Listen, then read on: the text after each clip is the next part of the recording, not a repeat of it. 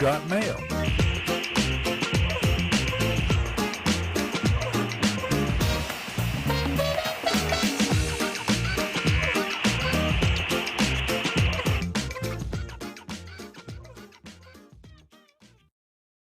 Good morning, everybody. You're tuned to Computers 2K Now on the Nissan Communications Network. I am not Amnon. I'm Nick, your host for the next couple of hours, along with Katie.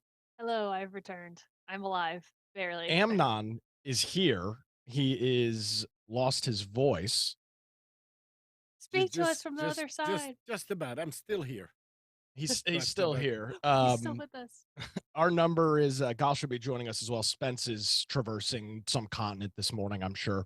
Our number is 919-518-9773, or you can call on Skype. Computers 2K Voice is our Skype channel. And today's show is brought to you, as always, by vMix Software and is sponsored by our good friend Tom Sinclair of Live Streaming Gear. So, Katie, I made a purchase this week. What'd you buy? I'm very excited. I've got one of those robot vacuums. So this is a huge industry. I didn't realize there's a lot of cheap garbage on Amazon. Like if you search, that doesn't surprise me. I'm going to pull this up just so we can take a look because I think it's interesting. If you search robot vacuum on Amazon, there's a lot of stuff. I mean, some of the names like Roomba's been around probably since we were like little kids, Katie. I mean, there's been Roombas forever. But they're also really expensive. They are really expensive. Like the Dyson of vacuums. So this is just robot vacuum, the search. Shark, that's a pretty reputable brand. iRobot's a pretty reputable brand. Eufy.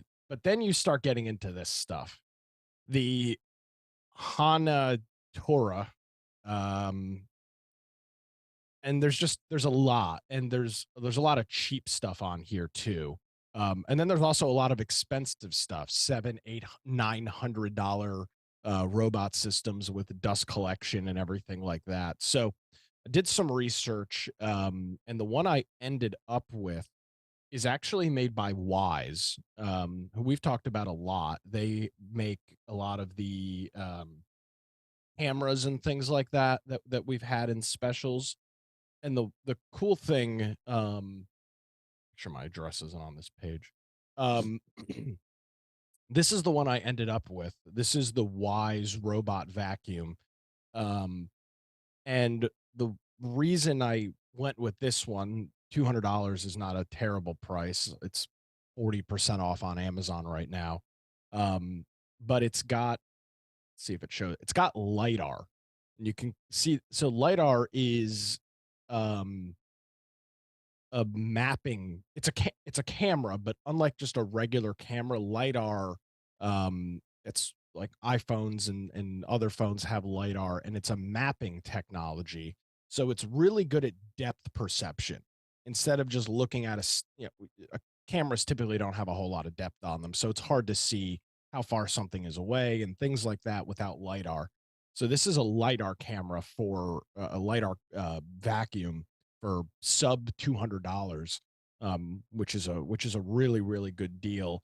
And the concern with some of these cheap Chinese ones is you use these third-party apps and you have absolutely no idea how long those apps are going to be up. Yep. That's the problem with some of the Internet of Home things when you're buying not name brands and you're investing hundreds of dollars. If the company shuts down or the Chinese app stops working in the US, you're screwed. I mean, you're totally SOL.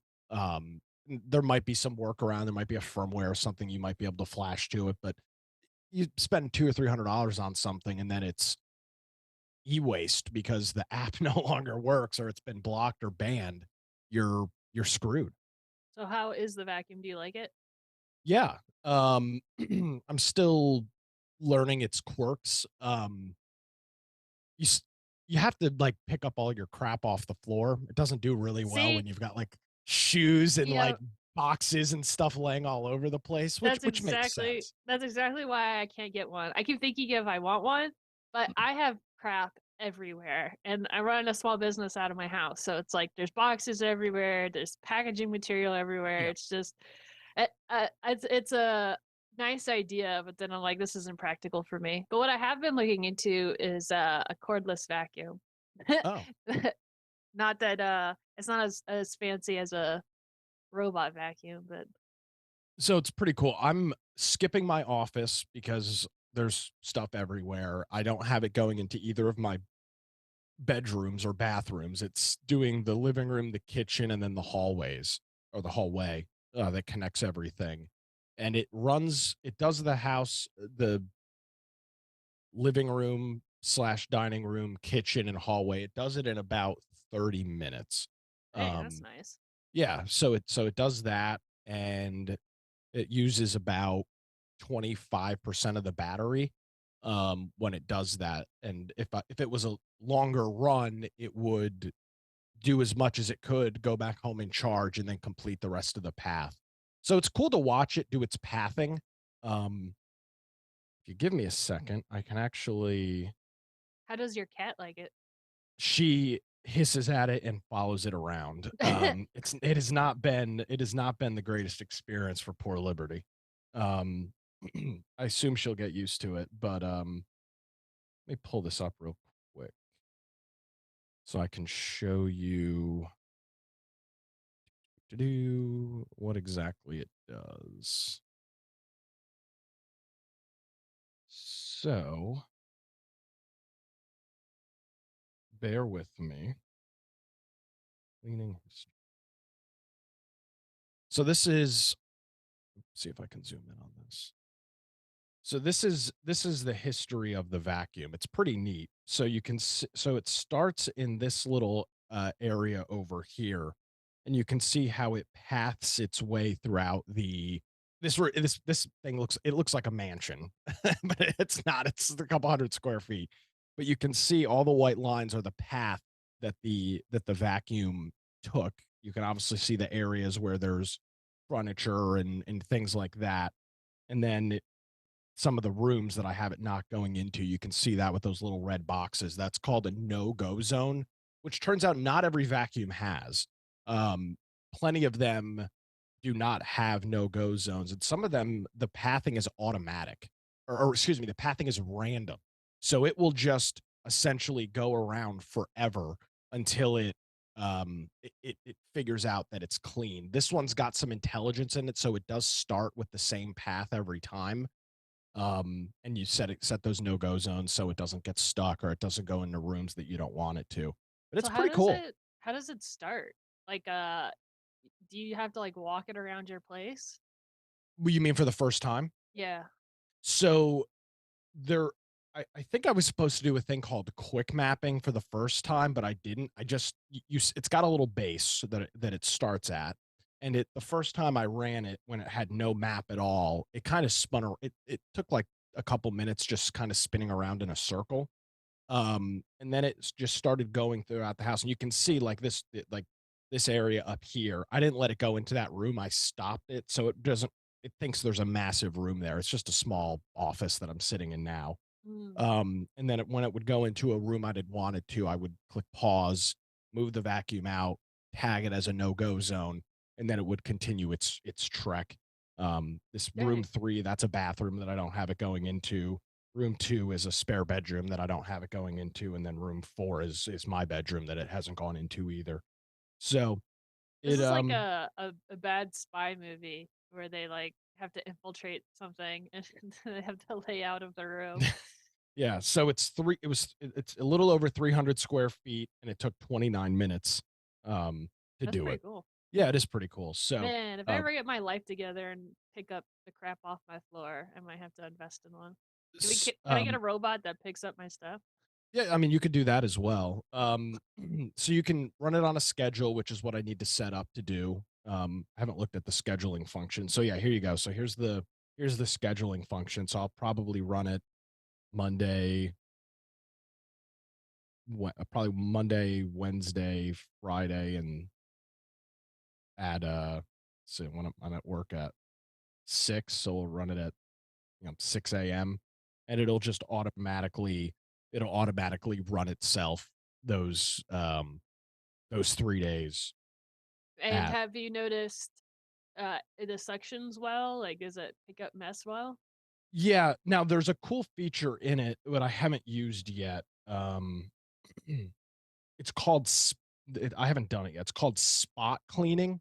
So like let's say I just finished cooking and there's a bunch of crumbs or a bunch of crap all over the floor.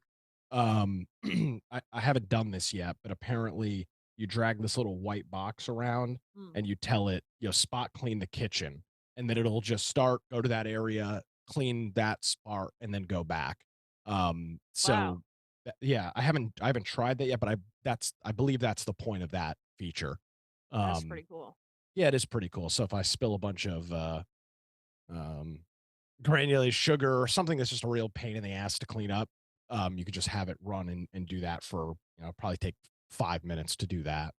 So it's pretty cool. The Wise app is nice. Not a surprise they make a gazillion products. Um, so So, that's so kind of Nick, what I've been if looking at. if there's an area that you decide you don't want it to go in anymore, do you Mhm. have to let it go and show it where to go, or you can edit that map? So right now, so for example, I can say, um, set a no-go zone, and you can see the 4 or something I already have. I could tell it right now, I could say, "Hey, don't go into my kitchen Yeah, anymore." okay, I got And you. then I would just tell it, and then as it's, it knows where it knows where it is. That's the benefit of the mapping. Many of the cheap robots literally don't even have cameras. They just have bump sensors. Hmm. So they'll just essentially roam around forever. Um, it's just complete random pathing, which is I don't see the use case of. I feel like that's just going to end up being to me that's just not practical. And many of them do not have those zones, or some of the cheaper robots, the no go zones. You literally have to put up like RFID flags and like glue them to your wall or floor so it reads the paper and it tells it not to go in there, which I don't think is a good solution either.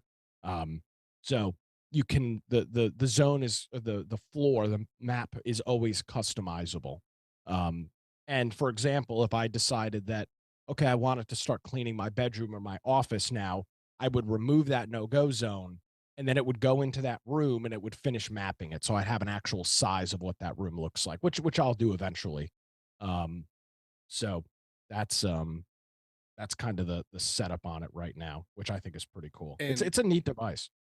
from a privacy point of view, it has a camera. You saying that It's camera? got a lidar sensor. It's not a It's not a camera. camera. Good. Okay. It's Yeah. lidar. Okay. Um, from what yeah, and lidar is more shapes and Okay. geometry than it is anything else.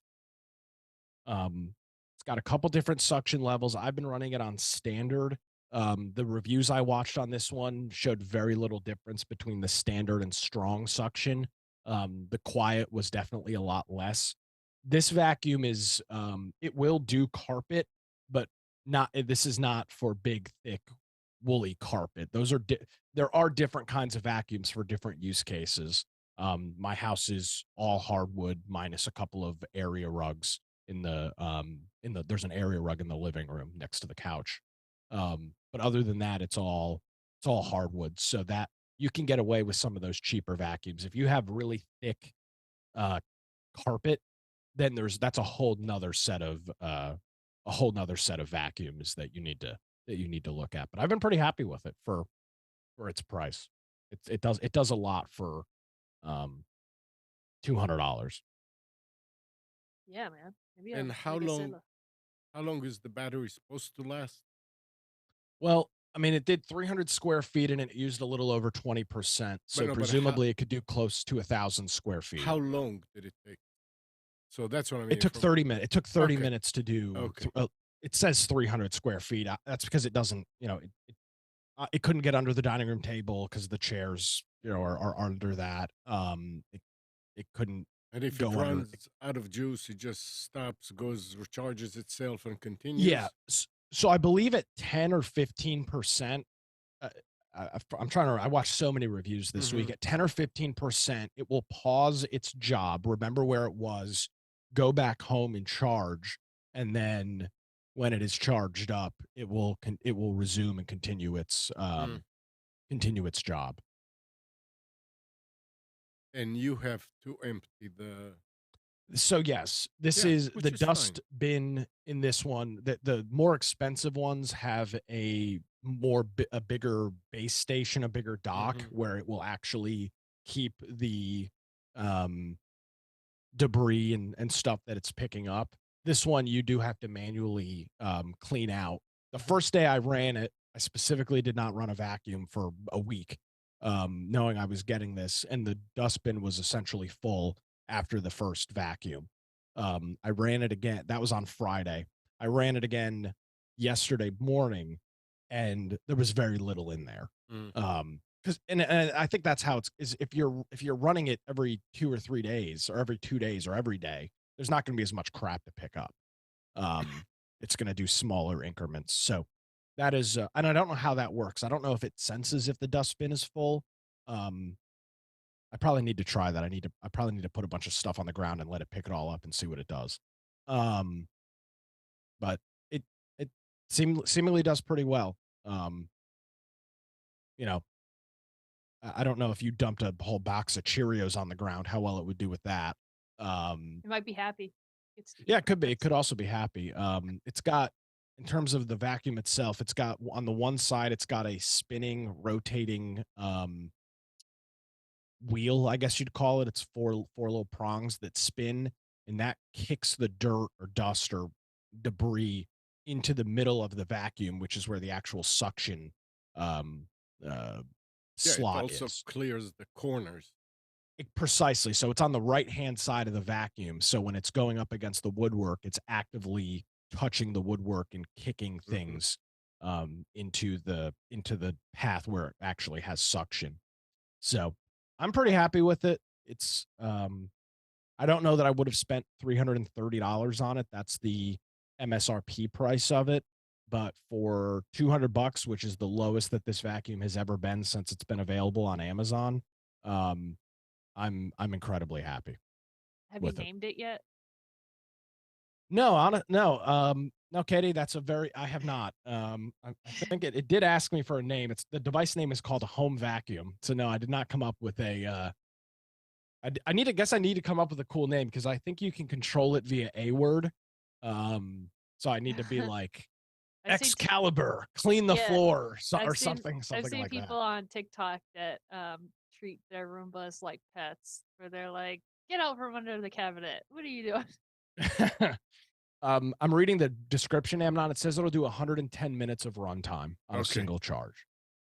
And Um, so that is that's what it does. I don't know that I could give it a full recommendation yet because again I've only used it for twice. But for the price and the functionality that it offers, it's got there are more expensive vacuums. For example, I was between this and an iRobot, um, which is a much more well-known brand, and the iRobot was about $100 more, did not have LiDAR, did not have the ability to set no-go zones. Um, so that's why I chose this one. Um, so Okay. I will continue to report back as I go through the various stages of use on it. Ownership, new Yeah. responsibility. Yep. And there is, as Katie noted, there is some level of you can't. I mean, I guess you could if you have shoes and boxes and bags and stuff just all over the floor. You're probably not going to have the best experience with it, because it's going to bump into that stuff. It's going to push it a little bit, and then it's going to probably turn around and go in the other direction. So it will clean, but you're not going to get a very. I don't think you'll get a very good um clean with that because it's just constantly going to be working around obstacles that are not furniture or things like that. Maybe I Now, need to. again, it will. You can have a box in the middle of the floor and it will clean around the entire box. So it's not like that. It's more shoes and small things that when it pushes it, they move. So it continues to kind of push them a little bit until it says, okay, I shouldn't do this, and then turns and moves a different direction. Um, but yeah, it's a pretty neat device for the price. It's got close to 2,000 reviews on Amazon. And it's got 4.4 stars. So people seem to be pretty happy with it. Do they make them for carpets? Because I might have to get one for my printer room. Plastic, little Yeah. plastic pieces everywhere. Yep. So you would just have to find one. Like for example, this one's surface recommendation for this one is hard floor because of the suction and because of the wheels on it. It will go up to about a 15-degree incline, so it can get over the little I don't know what you call those things that are in the door jams going into different rooms, the little hump or lip that's there. Yeah. So we'll go over those. It will climb up onto an area rug or something like that. But the for specifically for carpet, there's ones that have thicker wheels and have more suction power so that it can actually pull through. And there's 1,000 YouTube videos of people testing, dumping things like um, flour onto a patch of carpet and it see how much it actually is able to pick up. Um, some of the vacuums have a mopping technology built in.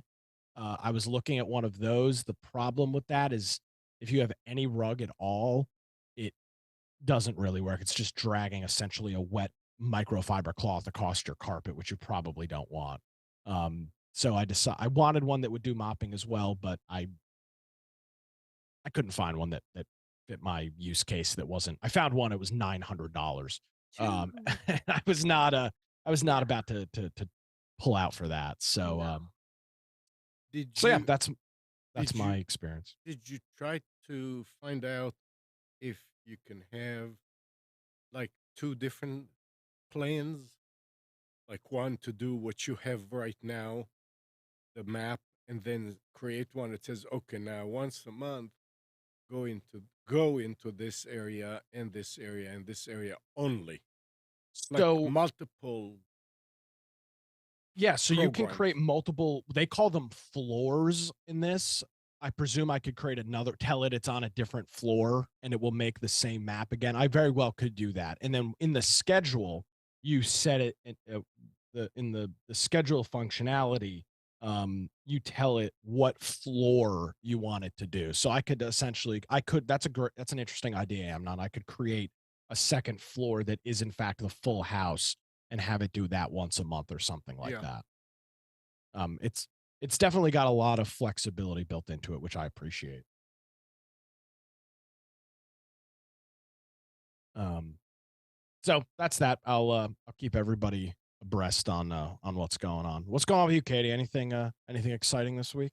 Well, yeah. Well, besides my sickness, but that's boring. We don't want to talk about that. But I did enter in a game jam with my friends, and a game jam, for those that aren't familiar, is basically like a competition to make a video game, and they can be anywhere between 42 hours, 48 hours to a month to 2 months, whatever. It's basically um somebody or a company will host a game jam and be like, hey, this is the parameters, this is the theme, and some of them have prizes and others don't. They're just kind of like uh people play test to get other people's eyeballs on your stuff. Anyway, so I because of Unity's kerfuffle, all my friends are talking about switching to Godot. So this game jam was a perfect opportunity to be motivated to learn Godot. So What's Godot? Godot is an open source game engine, and it's I've heard it's spelled Godot, and I've heard it out in the ether as because the two main game engines are Unity and Unreal. And Unreal is the one that does Fortnite, and Unity does a lot of indie games and some other um really popular games that people buy, and I can't think of anything off the top of my head. Hollow Knight? Rust. Yeah, Rust is Rust. a huge game that Yeah. uses Unity. So those are the two big heavy hitters. Unfortunately, and I've been learning Unity for about a year, and I really like using Unity. The problem is that it's so bloated. Um, the software is so bloated that you could pretty much do anything under the sun. And on one hand, that's good, but on another hand, it makes it really hard for somebody like me who doesn't have a computer science background to try to kind of figure out what to do. And they do have a lot of online classes that I've taken for free that have been really helpful, and that's why I went with Unity and not Unreal. Um, but I decided to give Godot a chance, and Godot is so good. For the first thing is that the program file is only 25 megabytes. So you download Godot and like instantly it's like boom there, and it's very easy for somebody that has very little programming experience. They have their own coding language. It's called GD script, and it's very similar to Python. And Okay. Python, and that was the hard thing about Unity is that Unity uses C sharp, Mhm. and I learned Python first, or well, I dabbled in Python first, and C sharp is just like overly complicated. I was like, why are these curly brackets? Why these extra indents? Like I would break code all the time because of syntax errors, and it's just driving me crazy. So that's already simplified. But not only that, but Godot simplifies a lot of the logic, where you can add an object and then you can connect the object to something else, not necessarily using code, but by using a button. And I was like, oh, it's so easy. So I watched the tutorials for like a week, and now I'm just picking it up pretty easy. On also, I use ChatGPT all the time for it because it's open source and it's documented really well. And so I go to ChatGPT and I'll be like, "Hey, can you help me code this thing?" And it's like, "Sure." And it spits out the code and I test it. And if it doesn't work, I give it the error messages and then it tweaks the code and I go back and forth. My ChatGPT has turned into like my intern slash professor of learning how to do this. And I go on the forums and they're like, don't trust what ChatGPT says. Don't trust, because sometimes it makes up stuff. And I'm like, yeah, except for the part where I can actually test it live, and if it doesn't work, I tell it and it fixes it. So it's I've had a lot of fun with it. I don't think I could have done this without ChatGPT because I'm watching YouTube videos to learn how to code certain things, and the YouTube videos are great, but I don't. I want to jump off of it and like modify the code. And because I'm not a programmer, I just like I'm running into all these issues, and that's where ChatGPT is like, "Oh, you're running into this issue because of this." And then I ask it, and I go, "Hey, can you explain this? I don't understand why." And it's like, "Sure," and it explains it and it teaches me. I'm like, "Oh, amazing! I love it! I love it." You have a paid version of ChatGPT, right? No, all free, Really? all You're free. using so you're on what is it 2.5 or 2 whatever the It, base one is? I have no idea what it is. I think it's 3, and then paid is 4. Okay. I don't know Yeah. because I'm using an older version of Godot. So Godot, they have two versions, Godot 3 point whatever, and then Godot 4. Godot 4 is the latest, and I'm using 3 because the tutorials I found, there was a lot of content for 3. So what happened is that Unity, um, when Unity came out with their statement and everybody was boycotting Unity, there was a limited amount of resources available online for Godot because it's just the community was so much smaller. But then when Unity messed up, a lot of content creators switched to using Unity or Godot, and then they started producing tutorials. And so now it's like every day there's like new tutorials that are being posted for Godot 4, which is the latest version. But for what I'm building, right now the most complete set of tutorials is for an older version of Godot, which is fine because I feel like if I learn the older version, then the newer version is just going to be a better, more streamlined version of it. So it's fine. And plus, I type it into ChatGPT, it'll give me code that doesn't work, and I have to clarify. Like I'm using Godot version 3.5, and they're like, "Oh, in that case," and then it changes whatever and tells me how to fix it. So if you want to build your own game, Godot's free, open source, easy to download, and ChatGPT can help you out. So One of the you brought up some of the bloat in Unreal and Unity, which there obviously is a lot of. With that bloat, though, you do get the benefit of like immediately having your literally one click make your game a mobile game from a PC game. oh yeah, yeah. Or literally have the Xbox version available by doing nothing more than just literally clicking a button. It's insane. Yeah, I'm Um, not I'm not knocking Unity and Unreal because they're very powerful softwares. For me, who is just that only wants to focus on kind of a slim set of things, the other stuffs are just distractions and it makes things more complicated. Uh, so that's why with Godot, Godot is less overwhelming. I know I'm pretty sure you can't do nearly as much in Godot as you can in Unity, but the interface is really user friendly. It's a very good first game engine program. Um, Everything is really clean. Like I said, the UI is really thought out, and it's very first time user friendly. So Excellent. I've been enjoying it. Also use ChatGPT at work. I got a game file in Unity that was in a really old version of Unity, and to the part where a lot of the features that are standard now weren't in it. And so I went to ChatGPT and I was like, I can't do this thing. How can I do it? And they're like, oh, here, use this code. And I did the code, and now it works. And I was like, oh, like I felt like I was hacking the system. My work has blocked Chat GPT. Not that I ever use it there, but they have Why? straight out blocked it. I don't know, because they're incompetent. That's so weird to me. Yeah, they're constantly afraid that the company I work for lives in a constant state of fear of lawsuits. I don't know why, but like every like decision that is made is like, well, could we get sued for this? I'm not really. It's a very weird. That's weird. I work for a company that gets sued all the time because it's in the casino game space, and Yeah, we use ChatGPT all the time. yeah. So there's like constantly like, oh my god, do we have the rights? I mean, it's an industry with an FCC license, and there's everything we do is out in the public. So I guess there's some legitimacy to that, but it's just like Yeah, I can understand that. Better safe than so. sorry. No, I don't use for what I do. ChatGPT wouldn't really help me super well, like in real time. Now I will admit, hopefully nobody watches this. I mean, I will admit I do use it to sometimes do some research, like explain to me why something is laid out the way that it is.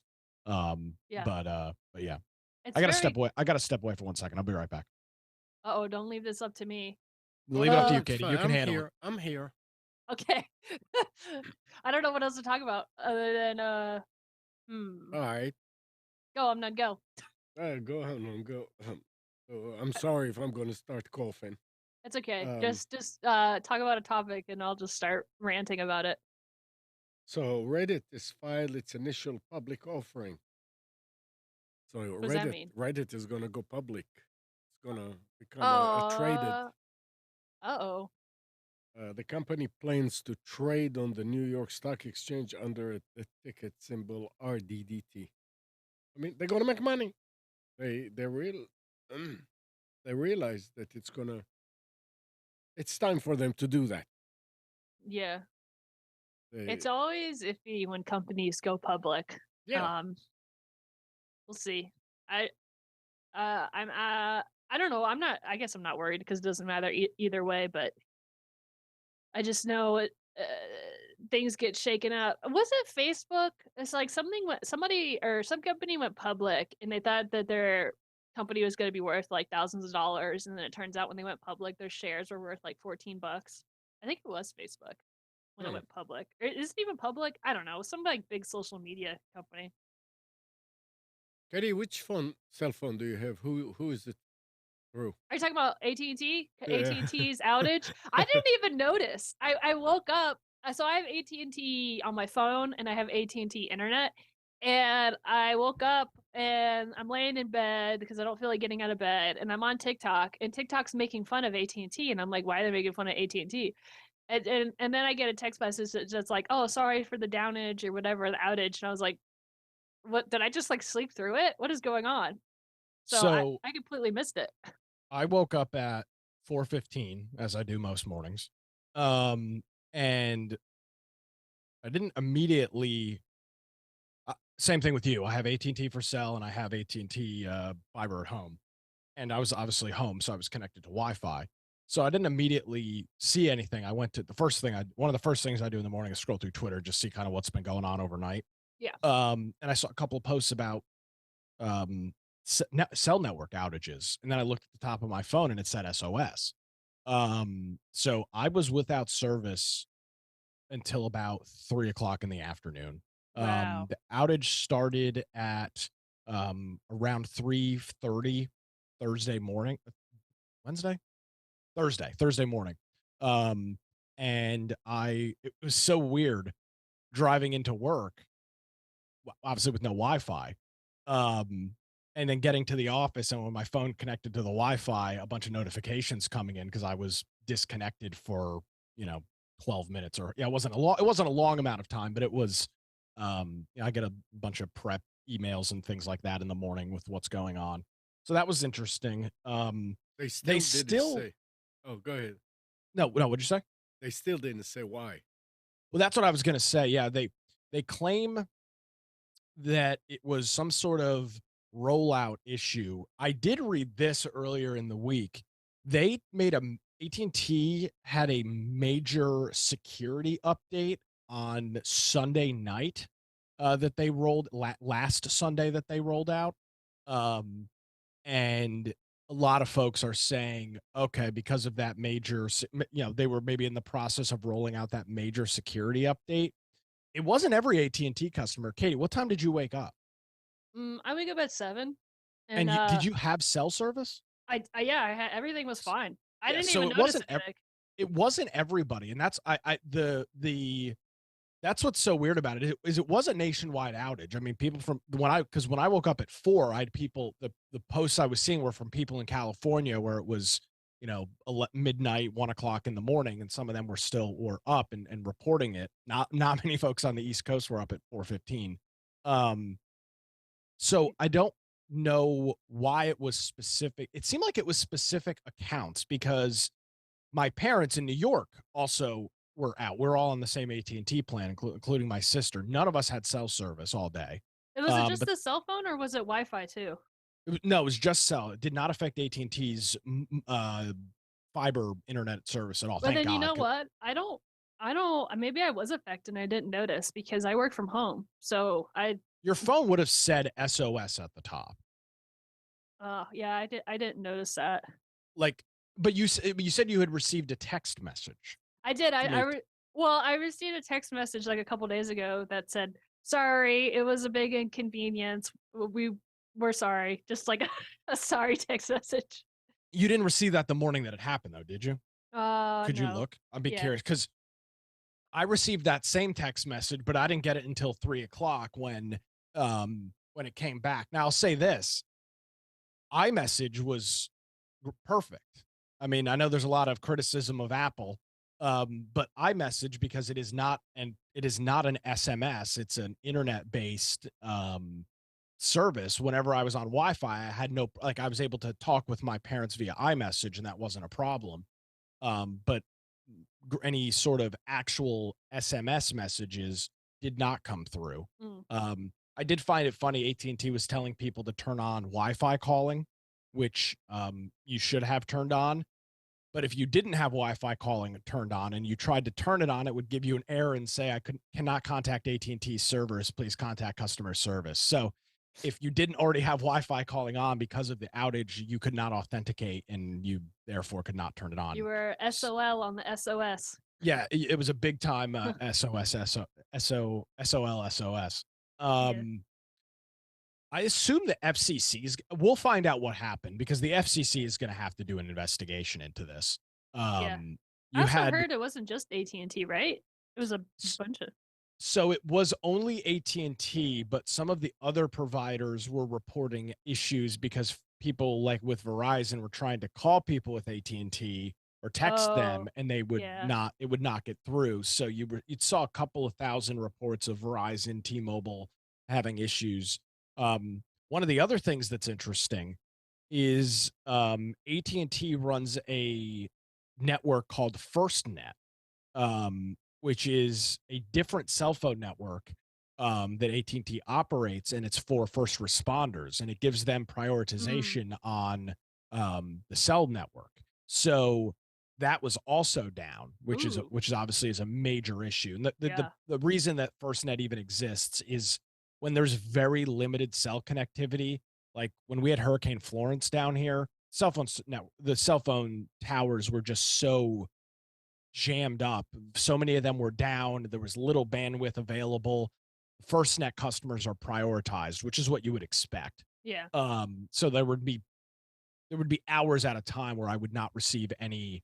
I could not make phone calls. I would dial out, and I would just get a message that I'm sorry, you could not complete your call at this time because the network was just jammed. Um, so that was also down. I can't wait to find out what actually happened. Watch it like somebody just flip the wrong switch at the factory or something. I hope that's the case, but I tell you what, I did like an hour. I did like an hour on my show on this Thursday morning. It really put it all into. It really put a lot into perspective for me. I mean, imagine if this was a serious cyber attack. Yeah. Like, imagine if China was able to infiltrate, or Iran or Russia. One of them were able to infiltrate AT&T's network and essentially shut down one of. I think AT&T is the largest cell phone provider in the country. Imagine if they were able to literally shut down AT&T for multiple days. How Mhm. screwed people would be. Mhm. It And was. it all started with that weather balloon. They were looking for the towers. Yeah, I mean, yeah, you had the infamous Chinese spy balloon in February of last year. Yep. Um, so it um it put a lot in perspective for me. It was like, man, this is all very like I talked about. This was the analogy I used. Like, you flip on your light switch in the morning, there's always going to be power there. You don't like second guess whether there's going to be electricity. You turn on the shower to get ready for work. You don't ever question like, oh, is there going to be running water today? And it's the Mhm. same thing with your cell phone. Unless you're traveling to a very remote area, which you would know beforehand, you're never like, oh shit, am I going to have cell service today? I Um, watched there's like I'm guessing because of the AT&T thing, there's a lot of videos on TikTok now that were like what would happen if this happened kind of thing. And it was like mhm. the most exposed dangerous thing that can be cyber attacked is the electricity network. Yes. And they could just send some like a virus in it, shut it all down, and then a bunch of people would be screwed. Yeah, that is a real serious risk. And there is not necessarily a good solution right now. We're very, very vulnerable with electricity, water, and I believe our communication networks. But is that the It same for everybody, not just like a US thing? probably, but I mean, The older if you're system, the older but if you're systems are more vulnerable. sure. The real question is, Katie, who can you do the most damage to? I mean, you could probably Yeah, hack into some third world countries power grid, and it's going to be like, well, who cares? It's some third world country that nobody knows of. But if you could shut down power for half of the US, I mean, that would be, I mean, that's a pretty good get, right? I mean, Mhm. that's the, cyber criminal terrorist's dream to be able to affect the United States. So we're the biggest target of that Mhm. stuff. Um, it's it's pretty spooky. I'm gonna be honest. Yeah. Do you It's have we've any dealt with. other Go ahead. I was gonna say, do you have any other news that is more lighthearted? Yeah, I'll get to that. But I mean, during Hurricane Florence, I mean, I was without electricity for 8 days. I mean, Dang. it sucked, and Yeah. it's terrible. Um, very limited connectivity, very limited access. I mean, thank God for, and I'll say this, thank God for ham radio. There was a lot of posts on Twitter Thursday like, oh, can't make phone calls? Well, ham radio's operating fine. Um, and that during the Hurricane Florence, I was practically out of gas and was able to put out a kind of a SOS call like, hey, I'm got like 8 miles left on my car. I'm in downtown Wilmington. Where do I need to go? And somebody was like, hey, there's a gas station that just opened, blah, blah, blah, blah. And I was able to Wow. go over there and get gas. So thank God for that. But make it really, really, really makes you wonder and put some perspective on things. I already know that if World War III breaks out or the apocalypse or something and I'm out of my modern conveniences, I'm just gonna peace out. Like, bye guys. I gave it all I could. I'm I'm going to done. Amnon's. Yeah, that's true too. Yeah. We'll go to Omnons. Yeah, we're all hanging out at Amnon's. I'm already at a disadvantage because I'm so blind that I can only see 3 inches in front of me without my glasses. So as soon as those break, I'm like, I'm done. It's all downhill from here. Yeah. So that's what's going on with AT&T. Um, let's see. We got some other news here. Florida lawmakers passed a bill earlier this week that focuses on social media companies trying to keep minors off of their platforms. According to thehill.com, the legislation, which passed the state house Thursday after earlier being approved by the Senate, made its way to Governor Ron DeSantis's desk on Friday.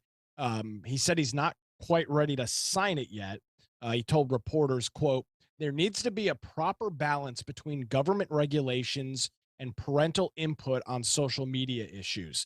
He said, quote, we'll be wrestling with that. The governor said he will be addressing the final version of the legislation likely through the weekend. He said federal law says 13 and under can't have social media accounts, and that's not really enforced. So this is the age old question of government responsibility. Mm. And I will just say, I don't think this is what government should be doing. Are there risks of social media? Is it damaging to mental health of young people? Sure. But that's not the government's problem to deal with. I mean, that's the parents, that's the legal guardians, whoever is responsible for a child. That is their burden to bear. I And also there's no good government. There is no, and I say no, there is zero government regulation that will help this problem. yeah. It will not happen. Well, I don't think it solves the problem. So like what's their issue with people under 13 being on social media? The It's damaging to them. No, no, no, I know. I know. This like a rhetorical question Oh, almost, okay. but I'm like the sorry. number one thing is like cyberbullying or being exposed to things that children shouldn't be exposed to. But I think the number one reason is bullying. Those are the things that I see news articles about. And yeah, you can keep the kids off of these places that have bullying, but I feel like those people are still going to be bullies. Like there's like the psychological mental issues that that um that need to be addressed as far as I don't know. You know what I'm trying to say? Uh, like just because you ban the kids from going on social media doesn't mean that the problem's still not going to be there for other people. So, Exactly. And that's why I don't believe there really is any good regulation to quote unquote solve this problem. Um, Outside of literally locking down the internet and requiring ID and age verification on every you know, service, which is ridiculous, which I will not partake in. I think That's really the only quote unquote solution. you know what I think would be a really good solution is in public schools, and this might be crazy, but I feel like they should have an internet safety class that they have to take. Like we have to take a health class about being healthy with our bodies and the environment around us. I feel like it's probably at that time where the kids need to take a basic 101 internet slash online safety class that is mandatory, so that they're going to be exposed to things on the internet or online that they're not going to like, but if they're educated on how to handle it, maybe they can avoid the pitfalls. So it's like giving power to the kids because you can't get rid of all the dangers, like it's impossible. But if you can better equip the kids, I mean, I feel like that would be a good solution. Well, Yep, and education, education. Yep. that's So exactly the problem. That's exactly the problem that you just noted, Katie, is like, are you really getting rid or solving any problem by just creating more burdensome regulation? The answer is no. I mean, yeah. you're just not. Hmm. Um, I actually attended a talk about this literal specific topic a couple of weeks ago when I was in Raleigh. Um, I need to get up to refill my coffee here in a minute, but I wrote down the quote that one of the ladies giving the panel said. It was literally this exact same topic, and I thought it was incredibly insightful. So I'll get up and grab that in a minute. I thought it was She could not have laid it out any better about how there really is no good, there really is no solution to this. Yeah. It starts in the home. It's the parent's responsibility. Yep. Um, and you can try and shelter and shade your kids as much as possible, and that's a good thing for a certain period of time. Um, but then eventually you've just got to you got to trust them to make smart decisions, the same way that you trust them not to run into the middle of the road, Yeah. or Or take put their candy from hand on a strangers. yeah, yeah, take candy from strangers, or go on, put their hand on a piping hot burner. I mean, there's so many different things that you learn, you make a mistake, you learn, and then you go from there. Mm, mhm. Yep. Let's I see. wonder. Go get your Let's see coffee. what else we got. I thought you said you need to go get your coffee. Yeah, I will. I'm gonna throw another story in here, and then I want to go grab that quote. Vision Pro, Apple's nearly $4,000 VR system that we Yeah. have been talking about over the last couple of weeks. Owners are posting near identical reports of a crack already appearing on the front glass of the headset, and none of them seem to know how it happened either. The issue was first spotted by MacRumors.com, and so far there have been 5 separate Redditors who have posted about it on the R Vision Pro subreddit. And Engadget reported the same issue with the review unit. So presumably this is a stress fracture or crack.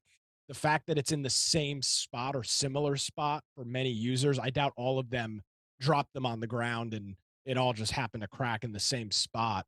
It's got to be something with the housing of the unit, some sort of pressure or stress crack or something that's being created. Kate, have you done any VR stuff at all? Oh yeah. I my first game that I made was a VR game for the Oculus. So, but I don't have any. I'm not gonna buy the Apple Pro thing. That's too expensive. Talk about Maybe. your VR experience a little bit. Um.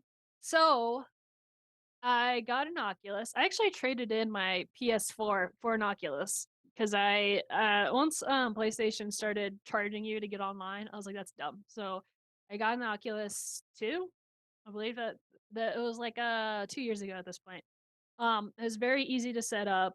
I don't even know where it is in my house. It's somewhere I moved, but it's big old glasses things that goes over your face and it straps on. It's very big and very cumbersome, and I can't wear it for long periods of time. It doesn't help either that I have glasses, and so that's another thing too. It's like I can't. All this VR stuff's great, but until they make it to where wearing glasses with it isn't uncomfortable, then I'm just gonna have to wait. But um, it's you get the little handles, and then the game shows up on your screen, and I love it. It's fun. But like I said, I can only do it for like 30 minutes before I have to check out. But I really want to try out the Oculus 3 because Oculus 3 is on supposedly, I haven't really looked it up, but I've seen videos where it has a camera and the camera will show you the real world and then put VR on top of it, which I think is what the Apple Pro headset does. Where it like shows you the real world and then puts interface on top of it. Yeah.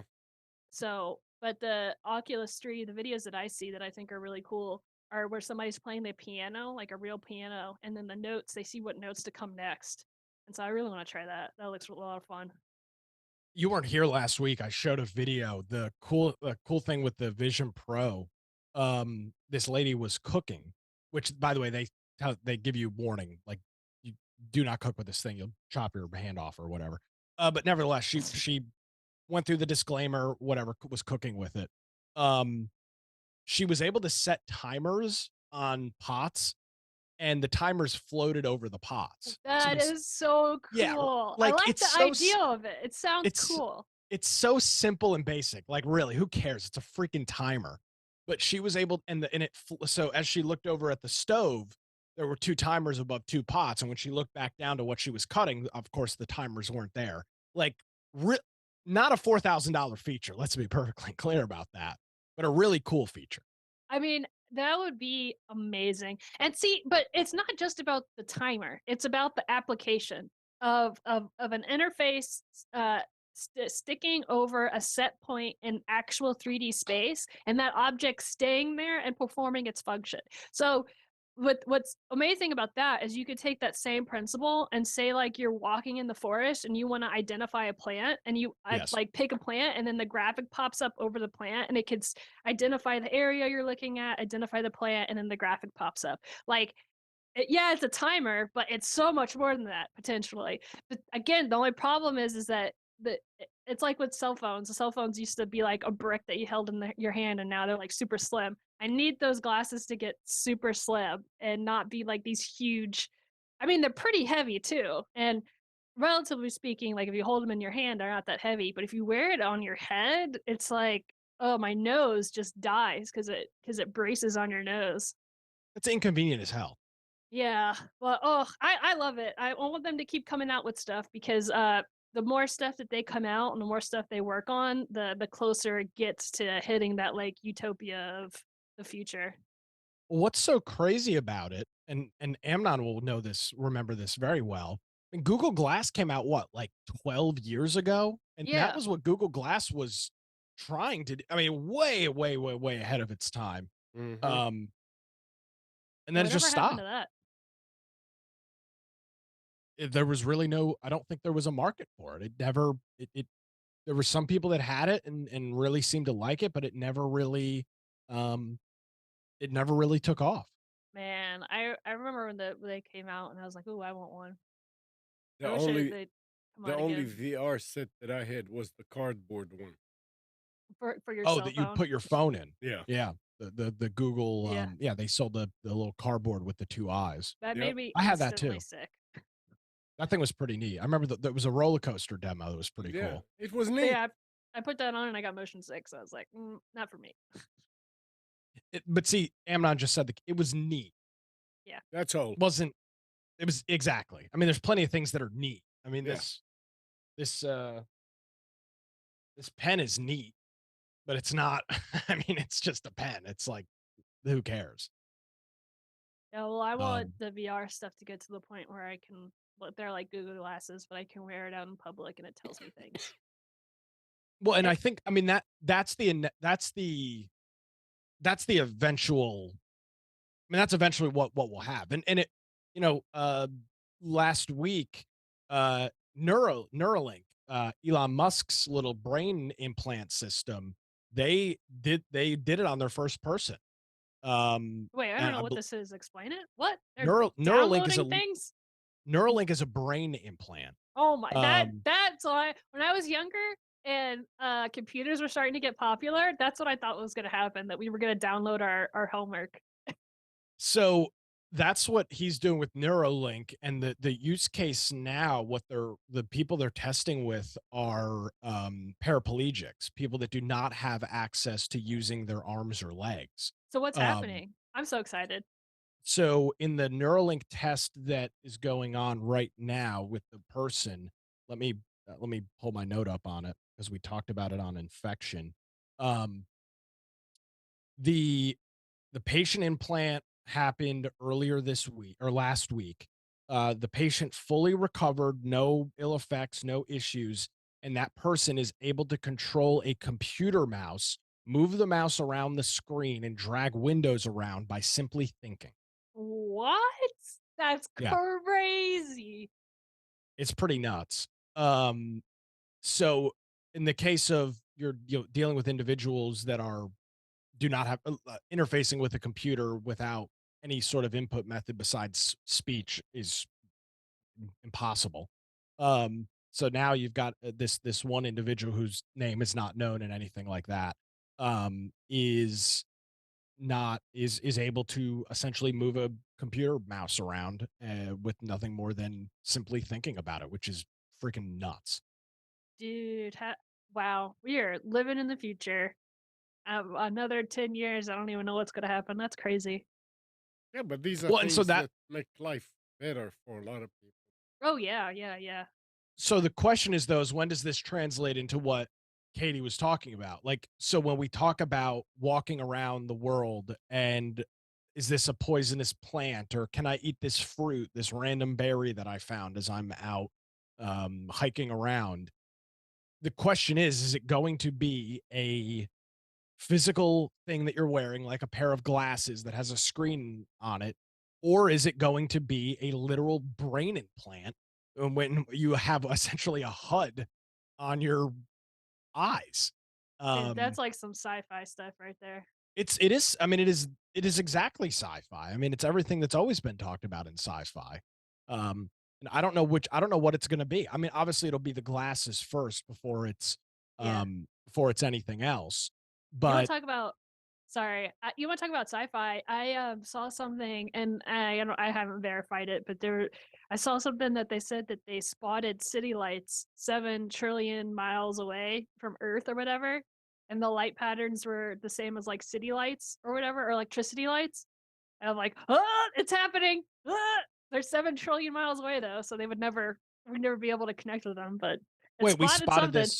we spotted this outside of Earth is what you're saying? Yeah, yeah, Oh, I did not read that. the not telescope, one of the satellites that's out there, spotted, lights, and they said that the way that the pattern of the lights are or whatever, that it replicates city lights, so they think it might be electricity lights out there. But again, it's Huh. like 7 trillion million miles away or whatever it is. Granted, I just saw an article like a headline, and I didn't verify it, I have no idea, I just saw that and was like, "Ooh, that's cool." And then moved on. See if there's any Gall has joined us. Hi, Gall. articles about this. We're talking about the future and how awesome things are, and how we're gonna all get implants and download our homework. Not that we go to school anymore, but that's what I always thought we were gonna do when I was a kid. Okay, I'm looking. I don't see anything about. I see something about a space aurora. Um, I'm not. I'm curious if you can find that because that's a pretty crazy thing if they were able to Okay, detect let me try. some sort of foreign light source. Hey, God. Morning. Howdy. While Katie's looking that up, do you want to do specials, Amnon? Oh, you uploaded? I did. Oh, I guess I didn't look the right time. I kept on checking. Yep, it's there. Yeah, I mean, Multitasking this morning.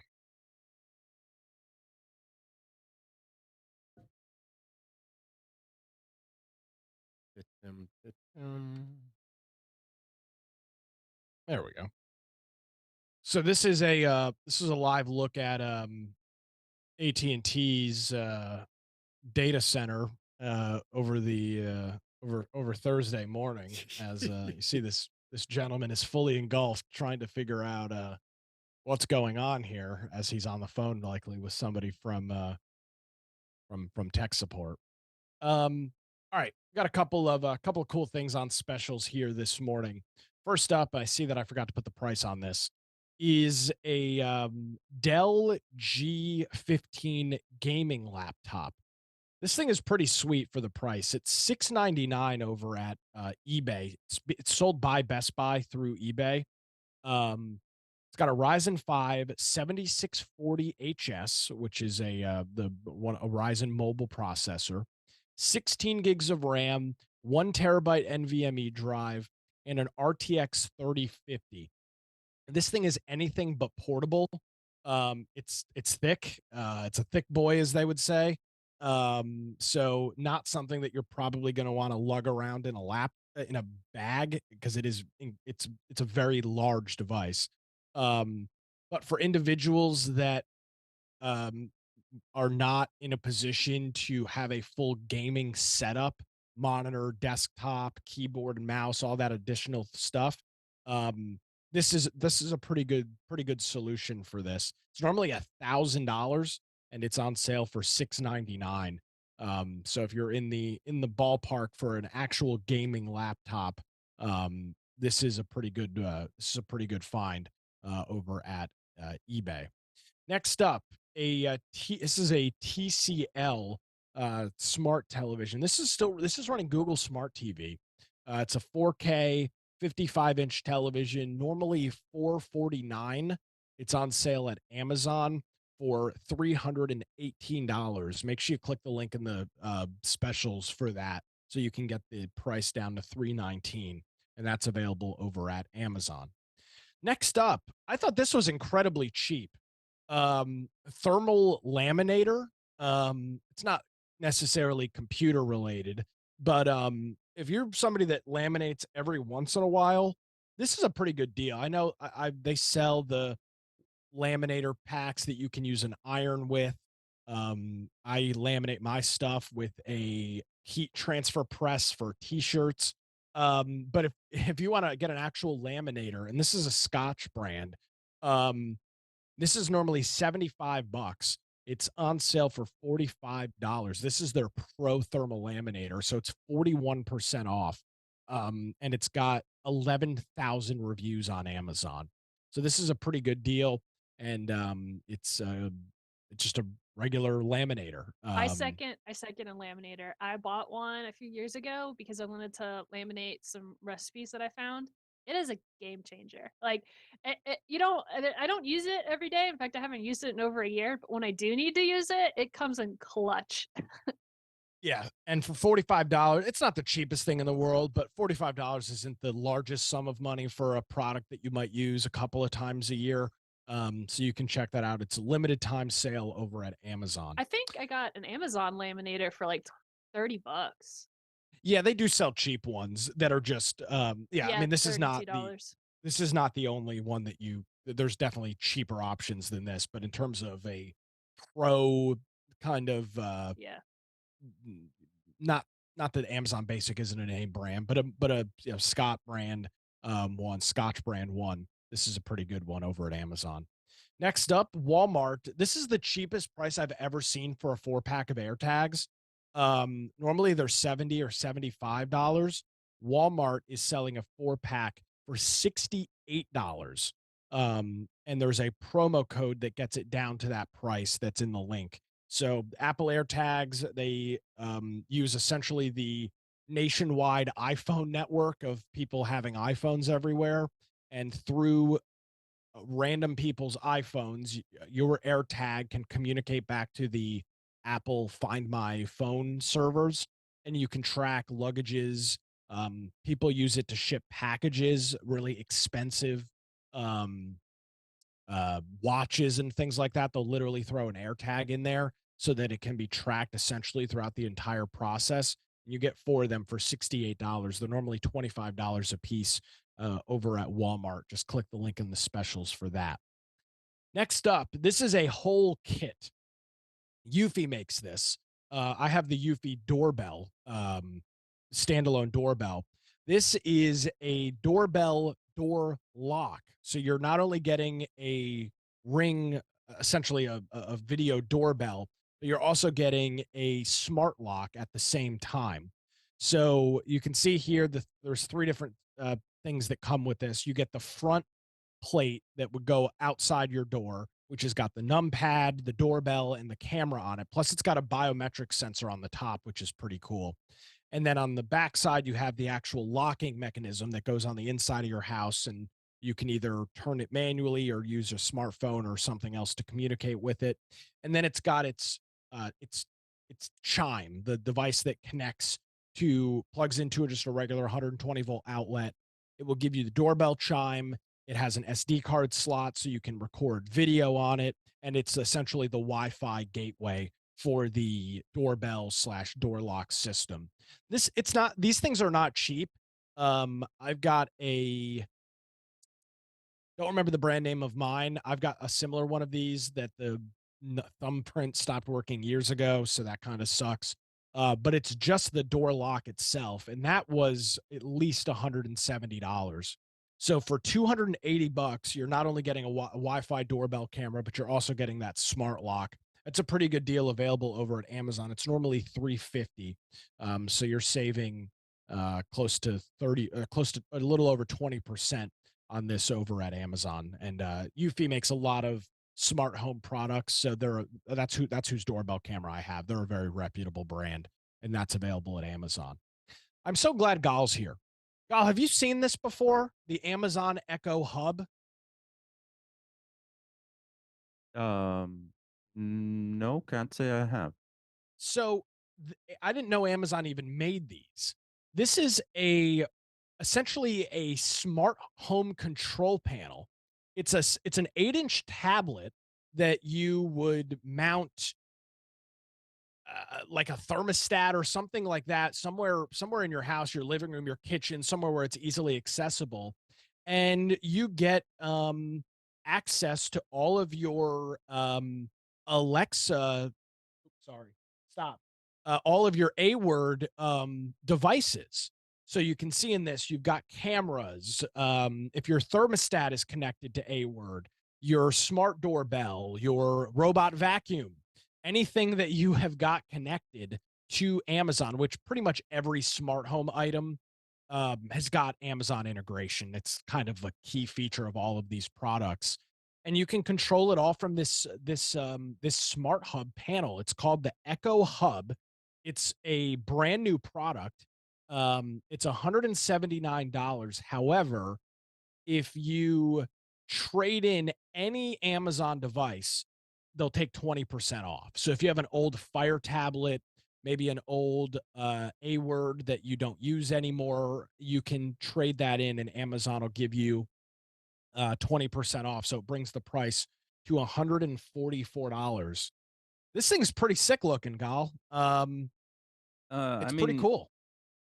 it looks nice and all, but $140 for a tablet to just control stuff. They sell a Fire tablet for what, $70, right? Yeah, So cheaper, yeah, in some yeah, cases. and the Fire tablets, they all have something called device dashboard, which I think is pretty much this display. So no, it feels like they're trying something. For $150, you can go and you can buy a complete package with with a one-piece PC with I don't remember if Zigbee would be included with that. That might be another $40, but power over Ethernet or power supply based, and you get a home assistant already installed. You don't even need to deal with the installation. You get a box that you put home and control it from anywhere. This So feels like a grab at something, um, but also a bit of an overthought. It's I don't know. I mean, kudos for them, but you know my take on this, sure. So I looked this up because I had the same kind of question. $140 is a lot essentially for a tablet. right? I know there are other alternatives, and Amazon is not always the best source. But if you do a search for smart home control panel, um, this brilliant smart home one is freaking $600. You've got, and this has got some additional features in it. This other one over here, which is essentially an Android tablet, is $190. 450, 161. Um, these things, I don't know why these things are so expensive. They're just tablets. Hold on, But they're Amnon, incredibly expensive. switch the view to Nick. Oh, sorry, I didn't realize Amnon wasn't. He might have stepped away. Here, I can switch it. Stand by. I'm Um. here. Oh, okay. Can you switch over to the Zoom? Um, Finish, you mean? What happened? Okay, yeah. Is that it? I don't know. You're not showing it. What do you mean I'm not showing it? That's what I'm You're showing. showing the You're showing specials. specials. Oh, oh, oh, oh, oh, oh. O'Reilly Auto Parts. So Um, here's the smart home panels when you search for them on Amazon, and these things are freaking outrageous. I mean, 3, 4, 5, $600 for some of these things. Um, I guess you asked the question, what is Amazon trying to do? They've got everybody integrated in their system. Every smart device that you can buy from $20 to 1,000 works with Alexa. Right. So I guess the goal is to No, sell this I mean I control panel. understand the grab, but it's they've already provided it in all of their cheaper solutions, right? So that's why it's strange. Unless this also works if you have zero A-word devices at home, and this acts as a Zigbee hub. Guys, And while you're talking maybe. about all this, where is the unpin? Right now, you're pinned correctly. You just I right click on the image, and it's the well, I first don't option. have the image anymore. I right click on the specials I and can. I pinned it. You've pinned Nick, so it's fine. I pinned. Right now, everybody's seeing Nick's. Okay, well, I didn't Fine. change anything. Yeah, I can log in and unpin it in a second. Okay, all right. Can you switch back to specials? Well, you see, that's It's a different source inside of vMix. What do you mean? It's got nothing to do with Zoom. yeah, but I did not change that. Oh, there it is. Yeah. Okay. So if you have a bunch of Amazon devices and are looking for if voice assistant isn't always the best solution for you and you're looking for a physical panel on your wall, um, this this might be your solution. So $144 over at $144 over at Amazon. So that's specials for today. Did you All right. talk? Did you talk about the Govi Life? Oh, no. You know what? Yeah, I know. That's I You totally skipped over the it. Yeah. Gobi Life. Yeah, sorry about that. I got so excited about this smart panel. These are two really simple devices. I love how they call these thermohydrometers. It's a thermostat. So you put it's a 2-pack of these. The cool thing about them, they're battery operated, but they're e-ink. So the battery on this thing, it runs for, I was reading, it runs for 12 months essentially because there's so little power draw on e-ink screens. The cool thing about these is they do connect to your phone. So you can log into Bluetooth. It's Bluetooth only. This is good for maybe a garage, a crawl space, some place where you're not going to be going regularly and you might want to check on not only the temperature, but the humidity from time to time, and you can just simply open up the app on your phone. Govi makes 1,000 really, really cool devices.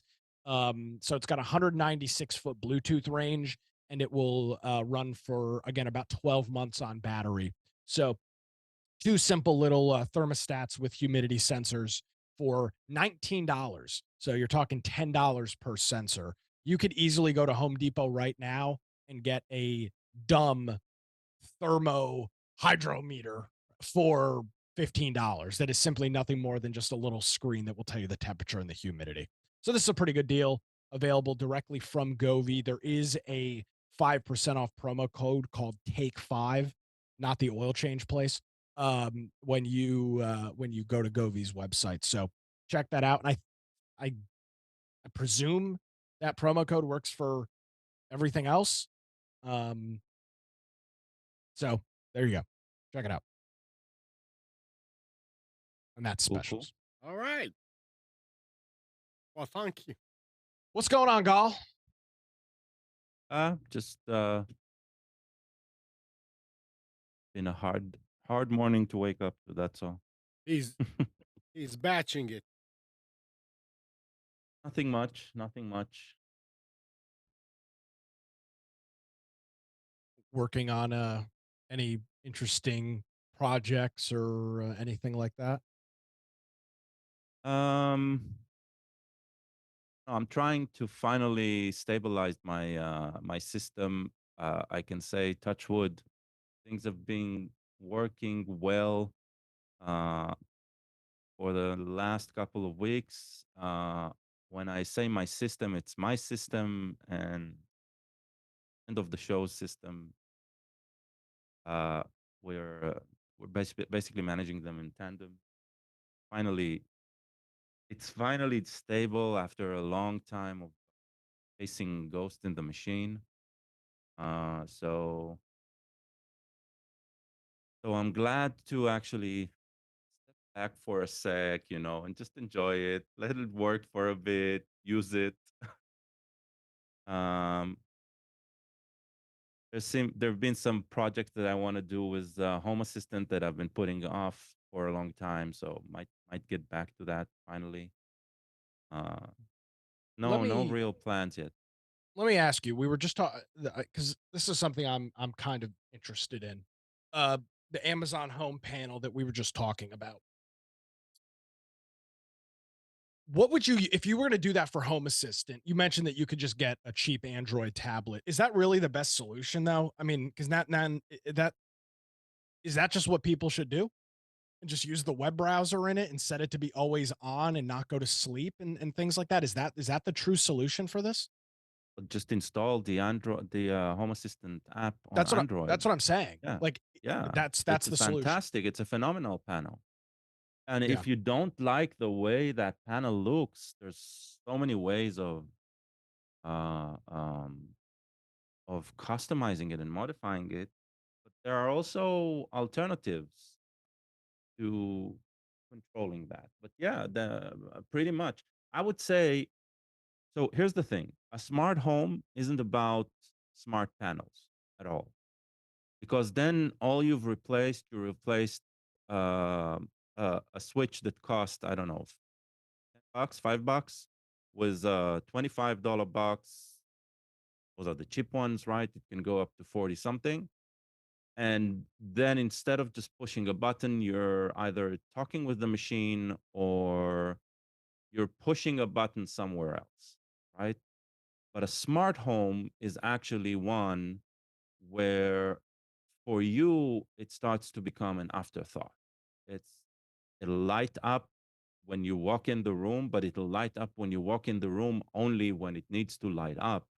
Uh, uh, if a party is going on, then it'll open up the locks and light up the house and the front porch. But when the party's done, it'll only keep the lights where you're at. Right? That's a smart home. A smart home is one that follows your behavior inside the home. You coming in, it does a bunch of tasks for you. It's a home that starts taking off the load from your actions, right? And takes on the actions on itself. Hmm. So that will be the goal eventually. A panel, a panel is just there for troubleshooting. Or so what's going on right now, right? And for that, an A word is more convenient, because if all you want to do is change the thermostat, so you say, hey, what's the what's the temperature right now, or can you raise the temperature, or can you lower the temperature, right? Uh, that's a dumb house with smart features, right? So it's the same dumb house before. It's just less walking around. Let's put it that way. So an automated house, that would be a smart house. But the automation is very complex, because the automation depends on exact presence location and exact situation identification. And that's hard. That's not easy. Uh, they're trying, all of these service providers, they're trying. Uh, the reason most of them are actually failing is because they're very brand oriented, right? They say, we might be able to let you configure something like that, but you'll need to buy everything from our brand. And I mean, that's just bad commerce. That's the Apple way of thinking, right? And I think that won't work long term. That's why a lot of them are just either not good enough, or they just disappear, right? So what So that's happens? why I step back from things like, So I've what? looked at panels like that, but So wait a second. So tell me, you're talking about it following you, kind of your behavior. yeah. Now you want to have a surprise party. Hey, all the lights are off. The minute the person walks in, surprise, and you turn on the light. How do you do that? You can't. You have to have something manual. Yeah, I don't throw away all the manual control, right? But also, a surprise party is a very, very distinct and rare occasion. Right. And that's when you'll switch the house to manual control. But when you want your day to day, right? You want it to be convenient, right? And you want the house to, I would call it, sync to your vibe, right? If you're the type of guy who wants the blinds open most of the day and shut down when evening comes, right? And you have smart blinds, you want it to be automatic and you want it to be depending on whether you're at home or not. Maybe you want it to happen when you're not at home, but you want it to act randomly. So if somebody is watching the house, it'll seem like somebody's there, right? There's a lot that goes into it. And when you relinquish control, right, completely, and by relinquishing control, I mean not that you're putting everything smart and you're configuring the automation, but you also put that automation externally to your home on a service like Amazon, on a service like Smart Things by Samsung, right? Or Whoever. Wink and all of those, right? Then you're inviting something from the outside of your home, right, to control your home. Hmm. And that's where all of this rubs me the wrong way. I love the technology, I love every little bit of gadget, but they have to be configured, and you need to understand why something is happening the way it is happening. And for that to happen, everything needs to happen at home. Yeah, what if you have your smart home configured with AT&T stuff and then AT&T stuff Exactly, goes down and then you can't control your home? exactly. All I need is internal Wi-Fi for my stuff to work, right? That's the way I've set it up. uh yeah, a word won't work, right? But that was a concession I made, right, when I put that in, because I understood how the technology worked. I accepted it. I'm okay with it, right? Everybody's freaked out about privacy, but bottom line is, right, that uh there are things that we have been accustomed to relinquish for convenience, right? um and there are things that yeah, I get the privacy concern, but thank God now, right, the United States is not an authoritarian regime, right? It is more about money grab, it is more about how do I make a buck when it comes to these gadgets. So I'm okay with that. I understand that what I am selling, right, is one thing, and what I'm getting is sort of convenience. Um, and I understand the technology, right? I understand its limitation. I understand where everything happens. So with that paradigm, I'm okay, right?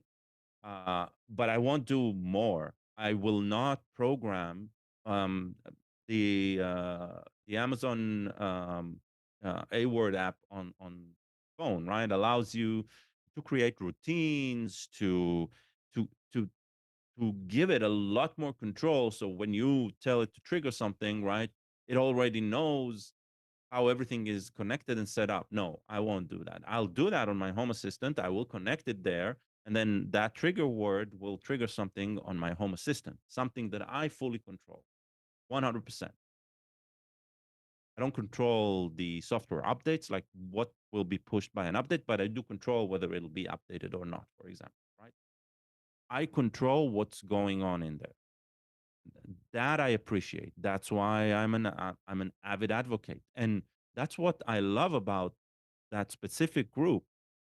They've managed to make it into a product. They are selling subscriptions, which uh, I feel like if you're not technically inclined like me, yeah, sure, go ahead, buy the subscription. It's a lot saner than any other project because they're so transparent, and because most of their users are actually open source, completely self-hosted users, right? Is that what drives them, right? Is not how do they make that subscription, right, bring more money, but is how the product brings more value and how the subscription can maintain and sustain the overall activity of the company. If that changes, then I'll start looking elsewhere. And be sure that if that changes, there'll be some other group that will take this torch forward, because people do want to control their own home. And this is not something that can be pulled to an enterprise way, because it's about people's home, their, the place where they feel the safest, right? It's not something that can become a mass market suddenly. And that's what the others are trying. They're trying to grab at it. You know what And I see? I see a need for Gal's new YouTube channel where he teaches people how to set up their own smart homes. trust me, there are tons of channels. Yeah, but I I trust you, Gal. I don't trust strangers. That's true, but yeah, we're here four, right? That's all we do. It's um, You should document yeah. it. Don't Yeah, trust me. as you set up your home system, you should document it, unless it's like a security risk or something. But that would be interesting. No, it's not. I've tried. And I'm let's put it this way. I've been tinkering with this for the past 8 years. Okay, I've been tinkering with this for the past 8 years, and my house is not very automated, right? I just do not put the time and effort properly into this. Um, some of it is just me and my mind stopping me from just moving ahead. I can say, right? Farid's setup, for example, is much more impressive than mine, and I love providing the guidance, right, when something arises. But doing that uh, regularly, no, nobody should You trust know, me. we were talking about Godot earlier. You familiar with Godot? Yeah. We talked Yeah, about it at length. Yeah. yeah. So I'm in a game jam right now, and I'm building the game in Godot. Well, it's gotten really popular for app developers and software developers because they're building things that aren't game related. And Mhm. so one of them that I saw that was really cool is that somebody developed a point of sale system with Godot. And Okay. so if you ever wanted to build your own interface for your home system, that sounds fun. I'll help you out with that, even though you're probably way more That's advanced than me. interesting.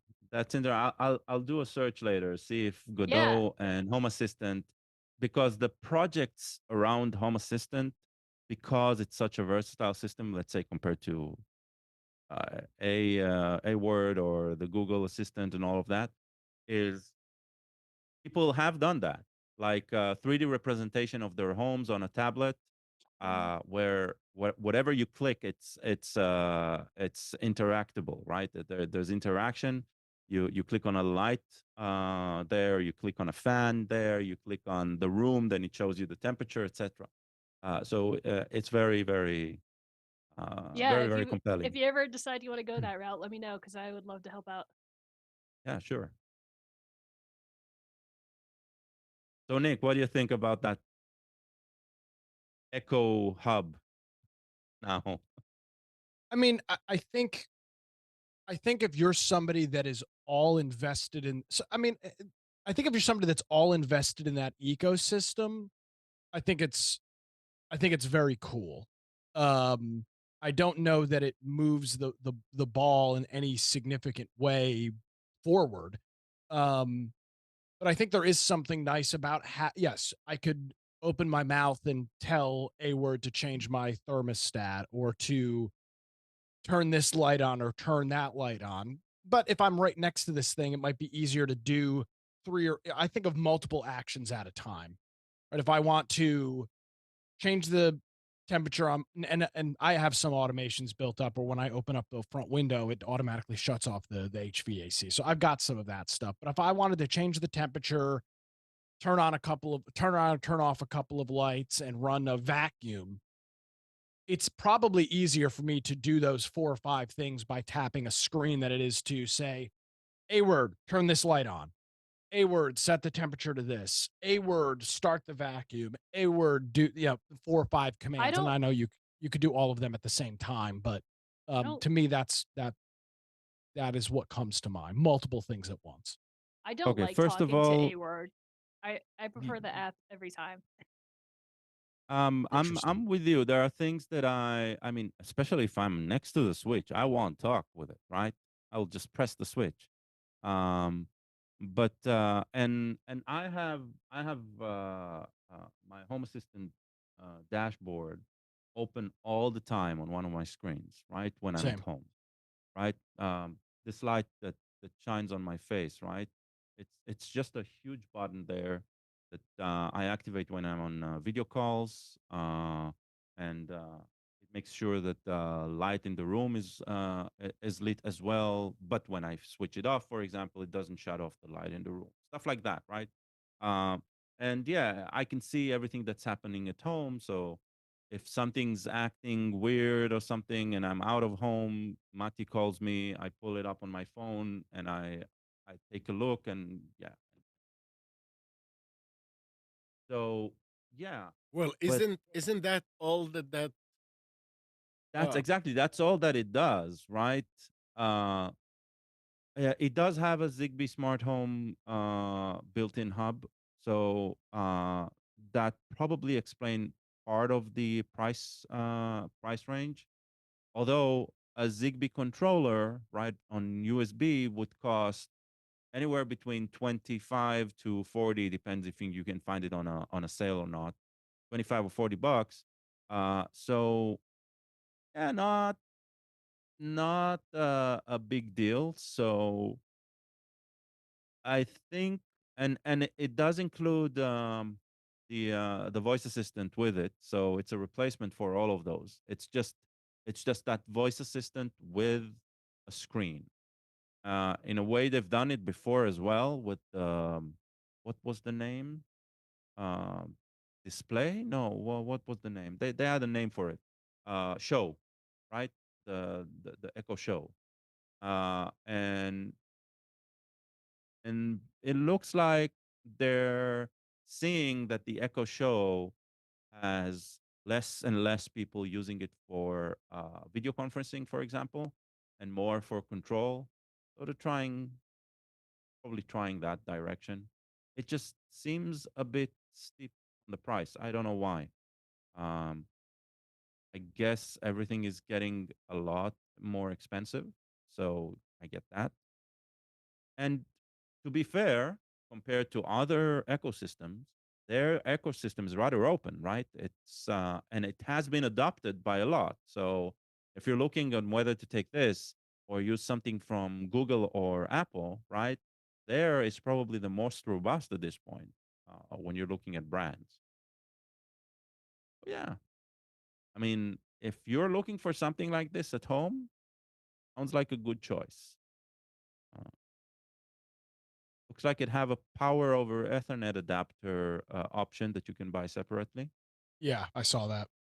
Yeah. Which is pretty I cool. mean, overall, they're not. It's not like a bad choice. I'm not. I'm not against it. It's just I am. If you're thinking about going into home automation, um, they are. It's a fantastic start if you want to do. If you want to be a bit less technical. But the hike from being very aware and being able to control your home is not a huge technical gap. I'll tell you what the gap is. Okay, the gap is for having something like this at home that you control completely, right?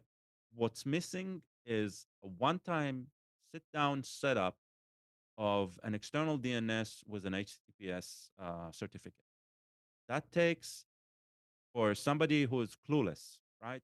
That takes about 45 minutes to follow YouTube channels, YouTube videos that shows this, uh, uh, the process step by step.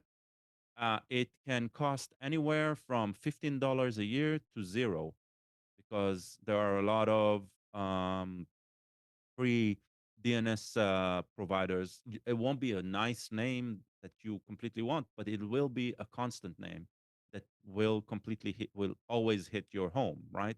And that's all you need to set up something like this that you control completely. Uh, the only aspect that you do not fully control is the registrar, right? Is the DNS outside of your home, uh, and and that's the most technical stuff that you'll need to deal with. Everything else, if you install something like Home Assistant, you're doing through a UI. You're doing with a community of really really enthusiastic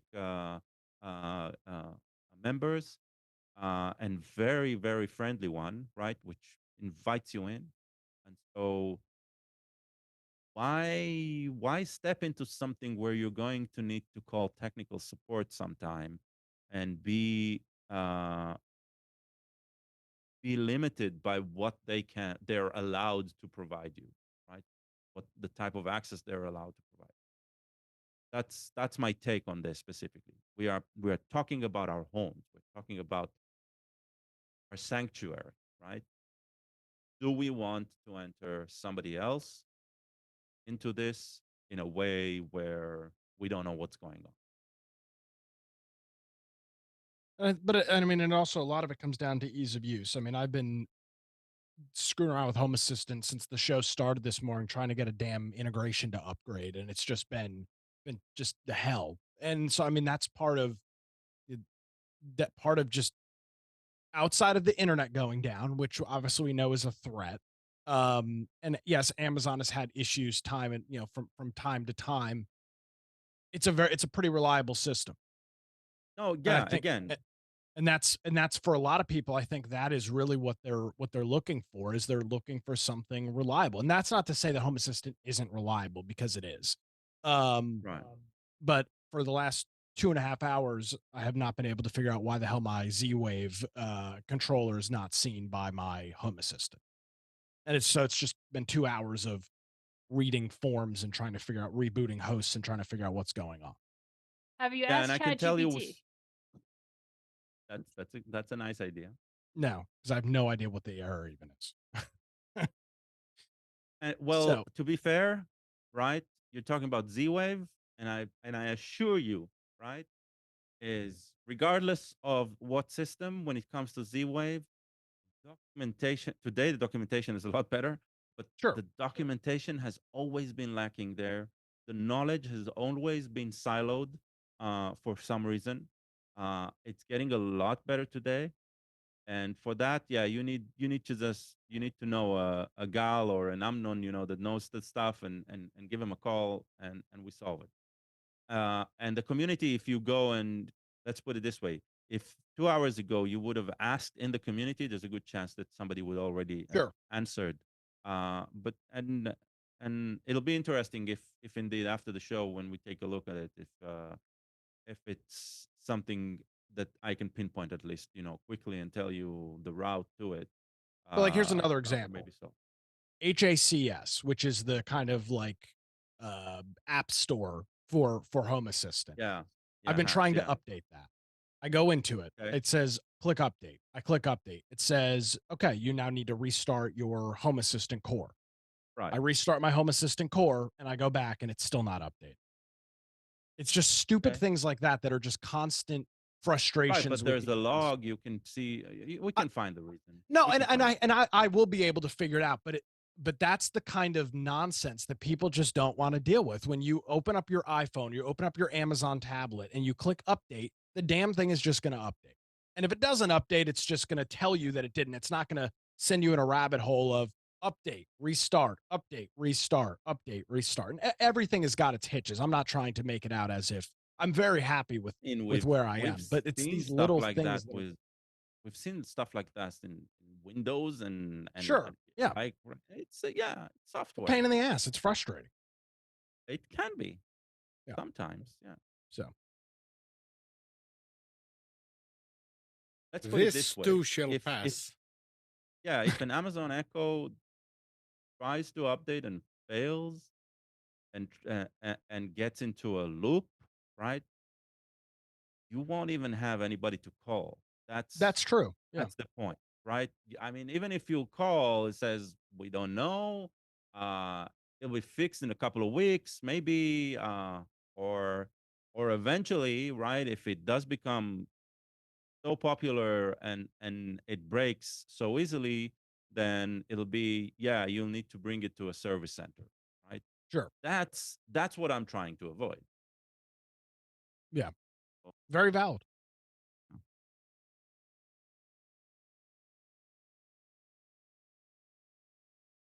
I'm off Very valid. my. I mean, this has been a 40-minute soapbox. Standing Well, on a it's good soapbox. information.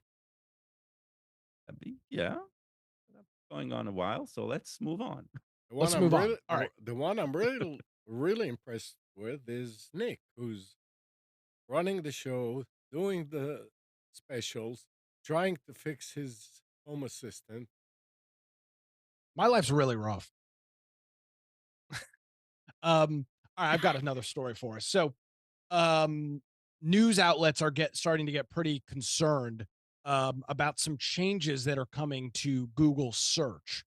AI generated content replacing links on some of the most valuable space on the internet, in particular, has left media types with a lot of questions, asking if their traffic is essentially going to vanish due to some of this. The news filter disappearing from the Google search results for some users this week is what they're talking about. Google confirmed that some users were not seeing the news filter as a part of ongoing testing. They said, quote, "We're testing different ways to show filters on search. And as a result, a small subset of users were temporarily unable to access some of them." I don't know if that's Google speak or if they're actually trying to get rid of the news filter. I will say this: if they do get rid of the news filter, um, I'm already a Bing user anyway. I think you'll have a lot of people that find a different search engine because of that the ability to click news at the top and be be able to see who's publishing the content, how long ago. That's the real thing that's popular, that's so useful in the news filter.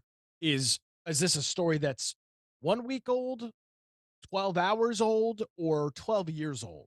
And that's the real benefit of the news filter that's built into Google search. So I guess for the time being, we'll trust them. And it was nothing more than them doing some playing around. But if they get rid of that, that's a real problem. But keep in mind, right? The big news organizations were complaining, right, that they even had that news filter. So I don't get it. It's like, do you want the news filter, right, as the endpoint, or are you complaining that there isn't a news filter, Yeah. right? It's like Google is not going to win here anyway. And whatever they end up doing, everybody's going to follow suit because they're the lead, always have been the lead. Even if you and I are not using them, right? They're still going to be the lead, at least for a long time. So yeah, I do not see that being. It's not going away in terms of the discussion. It's like anything there, any change, any little change they're gonna do on the search engine, right? The internet is gonna shout about. It doesn't matter if it's good or bad or it makes sense or doesn't make sense. Um, sometimes I would say, let's see where this takes us, and let's just decide whether we use it or not, instead of some outlet just trying to shout out, what are they doing? Yeah. I don't know. Yeah, I have heard recently about, damn, I can't remember the name, a paid search site that Silicon Valley is being uh, paying attention. Let me see if I can find that name. I know it. Is it called ground.news? No, no, not a news Oh, site. Not okay. specifically for news. It's like a generic search engine, Oh, but okay. uh, works with paid subscription. Hmm. Uh, Interesting. yeah, yeah. No ads and such. No data harvesting of the user's action. Um, Probably a lot of analytics, right? Yeah. For trying to understand what, but and this this is like in parallel to AI. I don't think it's AI driven in any way. So let's see if I can find it. I'll talk about it because I remember looking at it and it was interesting and not something I'll start using yet, but interesting to follow. Hmm. Let's see. Looks like Katie dropped off here. Let's take a look at a couple of other things going on. 2 days after an internal team, or excuse me, after an international team of authorities struck a major blow to a company known as Lockbit, which is one of the largest ransomware syndicates in the world. Researchers have detected a new round of attacks that are installing malware associated to the group. The attacks detected in the past 2 or 3 days are exploiting two critical vulnerabilities in Screen Connect. I watched a couple of videos on this. That's a Screen Connect is a remote desktop app made by ConnectWise. That's according to Sophos and a couple of other security firms. Attackers who successfully exploit the vulnerability go on to install Lockbit ransomware and other post exploited malware. It wasn't immediately clear if the ransomware was the official Lockbit version. A day after the US, UK, and EU said they had disrupted the ransomware group, the State Department said that they're offering a reward of up to $15 million for information leading to the identification or location of the leaders of the ransomware group. So, um, big big time attempts to shut some of these very well coordinated ransomware groups down, and that's obviously what's going on here. Interesting. Yep. Just pay attention and don't be. The internet is not the Wild West. You need to be. You need to behave right so it doesn't happen to you. It happens to too many people out there that just because, oh, let me see this. You need to be careful. I had to just actually just yesterday I had to take a, cybersecurity online cybersecurity training course. My company mandates, um, and it's this stuff is obviously very rudimentary for me. Spending a couple of years working in IT and been following this stuff for as long as I can remember. Um, but man, I feel bad for I feel bad for general users. You've Mhm. got non-techie users that are getting emails and things like that seem very urgent and they're very highly targeted at companies. Based on what the company does for work. I mean, and it's just these people just don't have a shot. These attacks are so sophisticated and they're very Yep. smart in the way that they create urgency. Um, it's it's a huge problem, and unfortunately, I think folks are a little bit more aware to it. Uh, Office 365 does a really good job with warnings. Every single email that comes in says, this is from an external source. Um, that, of course, is a relevant notice when it looks like it's a notice from your HR or something like that. But these attacks are pretty nuts, and they're very, very, very, very smart with what they're doing. Yep. But yeah, you're right. People are getting better at detecting them in their mind and say, that I don't know about that. Yeah, but again, at the same time, it's hard to do. Yep. It's not always it's not always cut and dry, and that's the that's the frustrating part, I think, for vast majority of people. Yep. So, do we want to keep going, Amnon, or do we want to wrap It's it up up? to you guys. Yeah, the paid search site. So it's called Kagi, Kagi. You must register for an account to use. They give you the first 100 searches free. After that, you either pay $5 a month or $10 a month for 300 searches per month or unlimited. And they also have like professional access, something $25 a month. I don't know I don't know what they're giving through that. Maybe an API. I don't know. Uh, they're comparing it. They say that ad-based search engines make about $300 a year off their users. I think that's a very interesting statistic, because I know a lot are saying that our data is valuable, but putting it in numbers is really, really interesting, right? Knowing how much our search is profiting uh, as software company is interesting. I'm Um, gonna send Google a bill. yeah, yeah, that's I mean that's what they're trying here, right? They're trying to one figure out whether people will be willing to pay something, right? If we're talking about the $10 a month, so that'll be $120 a year, right? If you pay annually, then it's $9 a month. Uh, will you be willing to pay $100 to not be tracked for $300 a year, right? Um, like it's it's definitely an interesting proposition, one that we've mused about a bunch. It'll be interesting to take it for a ride.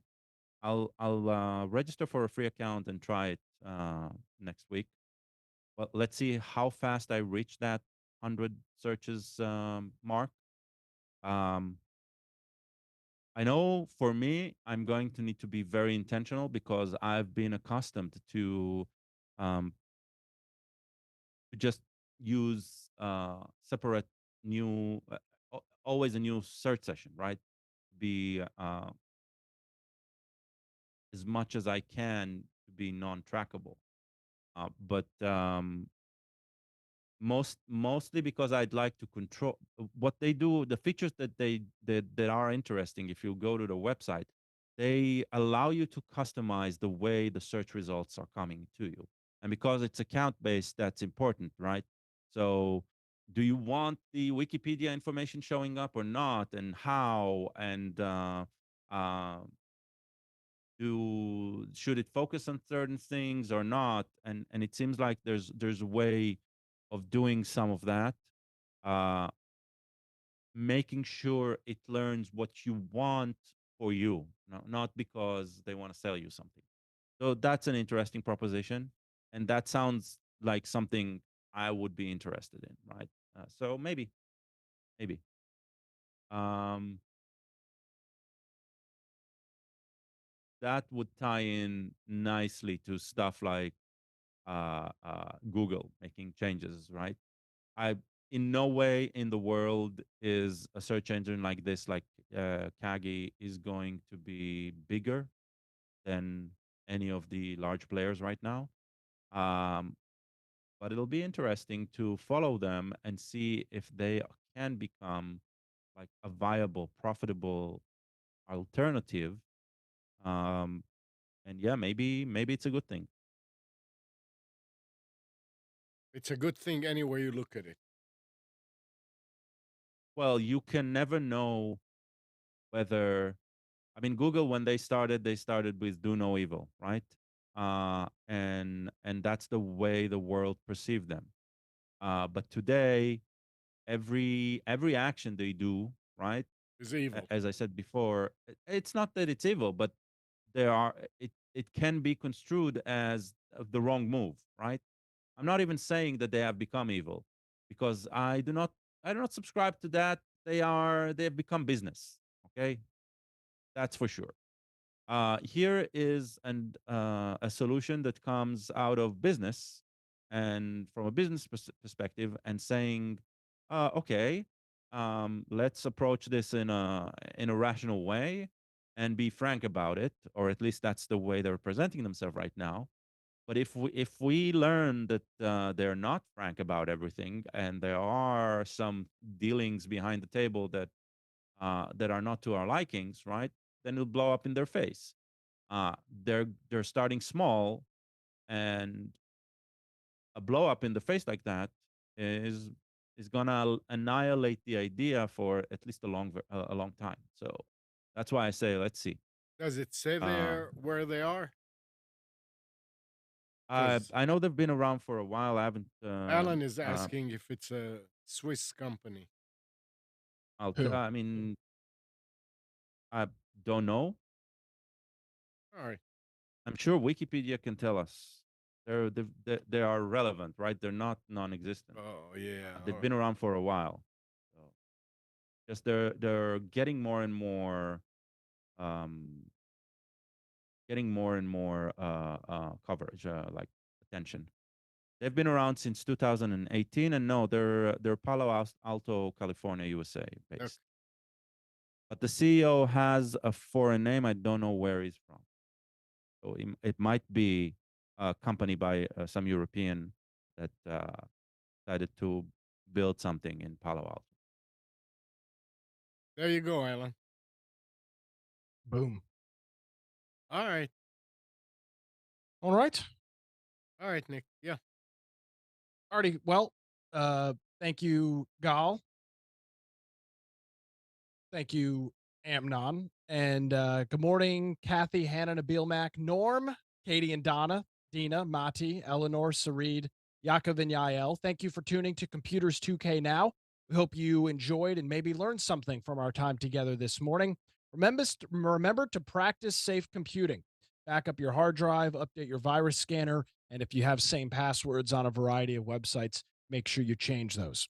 We'll be back here next Sunday at 9 a.m., but you can always reach us by visiting computers2know.com. I host Wilmington's Morning News from 6 to 9 a.m. Monday through Friday on 980 a.m. and 107.9 FM in Wilmington. You can check out the podcast for that at nickcraig.com. And you can also check me out Tuesday or Wednesday nights on the Infection podcast. I host that with our good friend Brian Aldridge. You can find details on that by visiting our website, infectionpodcast.com. Thank you so much for joining us, everybody, this week. We'll talk to you next Sunday at 9. Have a good one.